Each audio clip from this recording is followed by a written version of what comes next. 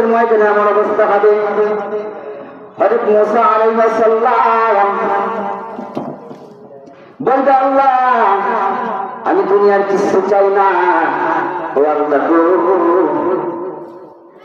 আমার উম্মত জ্ঞান ছেড়ে দিলাম। আল্লাহ ও আল্লাহ আমার উম্মতকে আমি ছেড়ে দিয়েছি, আমার পিতা মাতাকে আমি ছেড়ে দিয়েছি, আমার ভাই হারুনকে আমি ছেড়ে দিয়েছি।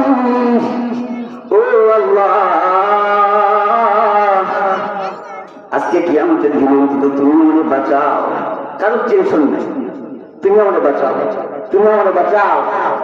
হযরত ঈসা আলাইহিস সালাম বলবেন, আল্লাহ আপনি আমাকে বাঁচান। ও আল্লাহ কিয়ামতের দিন এমন একটা দিন হবে গো, যে দিনটা পিতা তার ছেলেকে ভুলে যাবে, ছেলে তার পিতাকে ভুলে যায়। এটা আমরা সবাই জানি। পৃথিবীতে আমার লক্ষ কোটি পয়গম্বর, লক্ষ লক্ষ পয়গম্বর আল্লাহ তাআলা দুনিয়াতে পাঠিয়েছেন। ও বাজার পৃথিবীতে এমন রাজনীতি ব্যক্তি আমি দেখেছি যারা প্রজাকে ভালোবাসে, কিন্তু আমার নবীর চেয়ে বেশি নয়,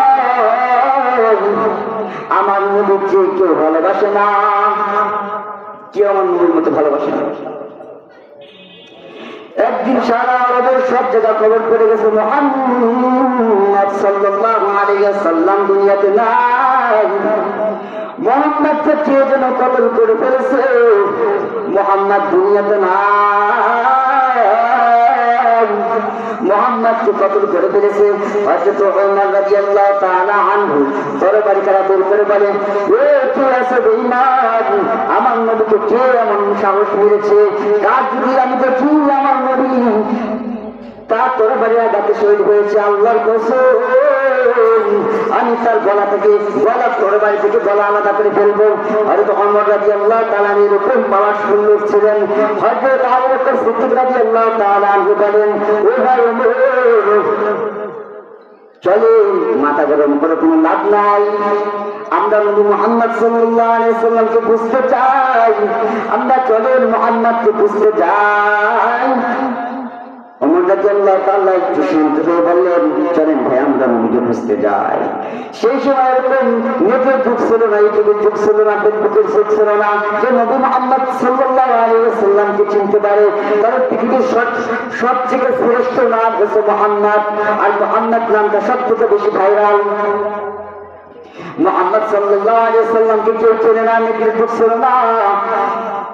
এই রাস্তা ওই রাস্তায় খুঁজতে খুঁজতে তারা এই রাস্তায় হারাচ্ছে, ওই রাস্তায় যাচ্ছে, একজন রাস্তা বের করতেছে, রাস্তা বের করতেছে, কোন রাস্তা রয়েছে।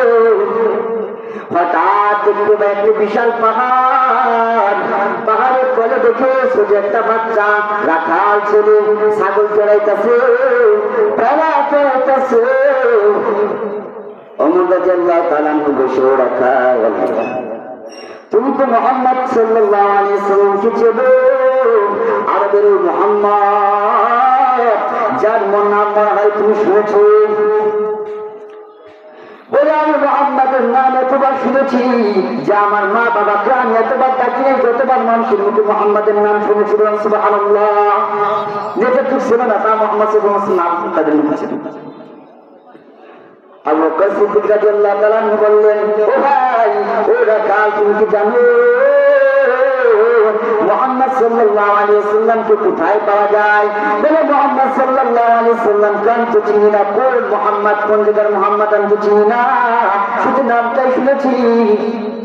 তবে ওই যে একটা দেখেন যে বিশাল পাহাড় দেখা যায়, ওই পাহাড়ের তলে সিজদায় করে কাঁদতেছে, আল্লাহ আপনি আমার জীবনের বিনিময় আপনি আমার উম্মতকে মাফ করে দেন।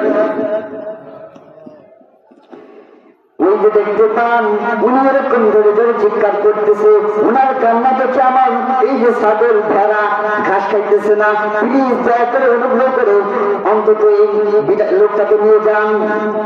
ওমর রাদিয়াল্লাহু তাআলা আমি বুঝতে পারলেন পাহাড়ের উপর আমার নবী ছাড়া কেউ উম্মতের জন্য কাঁদে না।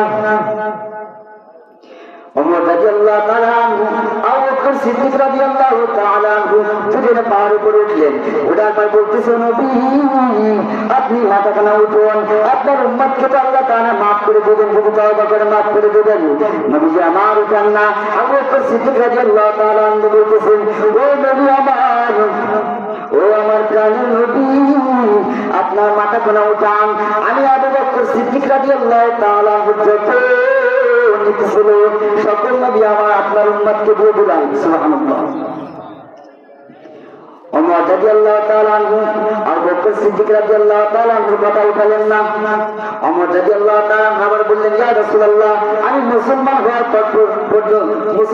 পর থেকে এই পর্যন্ত যত আমল করেছি, ইয়া রাসূলুল্লাহ, সকল আমল আপনার উম্মতকে দিয়ে দিলাম। রাসূলুল্লাহ ওঠেন না। তার কান্না এত একটা কান্না, যেরকম শিশুকে পিতা মাতা প্রহার করলে যেরকম ব্যথা পায়, কষ্ট পায়, ওইভাবে প্রহার করছে, ওইভাবে কষ্ট পাচ্ছি, ওইভাবে ফুটকিয়ে ফুটকিয়ে কাঁদছে। আল্লাহ রাসূল সাল্লাল্লাহু আলাইহি ওয়াসাল্লাম উঠেন না। ওমর রাদিয়াল্লাহু তাআলা আনহু বললেন, ভাই, ও ভাই, আলীকে ফাতিমাকে ডেকে নিয়ে এসো। তারা দুজনে আলী রাদিয়াল্লাহু তাআলা আনহুর বাসায় গেলেন। যে দেখে আলী রাদিয়াল্লাহু তাআলা নামাজ পড়ে আসতেছেন, ফাতিমা রাদিয়াল্লাহু তাআলা আনহুকে দুজনে মিলে রাসূল সাল্লাল্লাহু আলাইহি ওয়াসাল্লামের কাছে নিয়ে আসলেন। আলী রাদিয়াল্লাহু তাআলা আনহু বলতেছেন, ইয়া রাসূলুল্লাহ, আপনি আপনার মাথা মোবারক কেন উঠান? আল্লাহ রাসূল উঠান না, আরো বেশি বেশি করে কান্না করতেছেন। ফাতিমা রাদিয়াল্লাহু তাআলা আনহু বললেন, বাজার, ও আমার প্রাণের বাবা, এই পৃথিবীতে যদি আপনি ভালোবাসেন, আমি ফাতেমাকে ভালোবাসেন, আমি আজকে বুঝতে পারলাম আমি ফাতেমার থেকে আপনি আপনার উম্মতকে বেশি ভালোবাসেন। নবী আমার উঠান না। ফাতেমা রাদিয়াল্লাহু তাআলা বললেন, ইয়া রাসূলুল্লাহ, ইয়া আমার প্রিয় আব্বা, আপনার উম্মতের জন্য আমি আমার হাসান এবং হুসাইন দুই ভাইকে কুরবানি করে দিলাম। সুবহানাল্লাহ। রাসূল আমার কান্না দেখে এত কান্না করতেছে, যেন কে যেন তাকে প্রহার করছে, কি যেন তার মনের বেদনা ব্যথা, শুধু কান্না করতেছে। এবার চোখের পানি শুধু মুছে বলতেছে, ফাতেমা, তুমি আমার জন্য কি দোয়া করলে আল্লাহর কাছে, আমার আল্লাহ তো কবুল করে নিয়েছেন। সুবহানাল্লাহ। ইসলাম আমাদের জন্য ভালোবাসা। কি দিয়েছে আমরা নবীকে বলেন? আমি কি দিয়েছি? কিছু দিয়েছি? কিছু দিতে পারিনি। কি চাইছিল? চাইছিল একটু আল্লাহকে মানবা, তার একটু অনুসরণ করবা, ফায়দা তো আমার। আল্লাহর ইবাদত করলে ফায়দা আমার, ইবাদত না করলে আল্লাহর কিছু যায় আসে না। সারা পৃথিবীর লোক যদি আল্লাহর সিজদায় পড়ে থাকে, আল্লাহর কিছু আল্লাহ লাভ হবে? লাভ হবে না। আমরা যদি আল্লাহ সিজদা নাও করি, আল্লাহ লস হবে না। আল্লাহ থেকে আল্লাহ থাকবে। নবী আমার বলেন, আমি উম্মতের জন্য এমন একটি কান্ডারে হয়েছে জানি, পৃথিবীর শ্রেষ্ঠ উম্মত হচ্ছে আমার উম্মত। পৃথিবীর কোন উম্মত মুসা আলাইহিস সালাম বলো, ঈসা আলাইহিস সালাম বলো,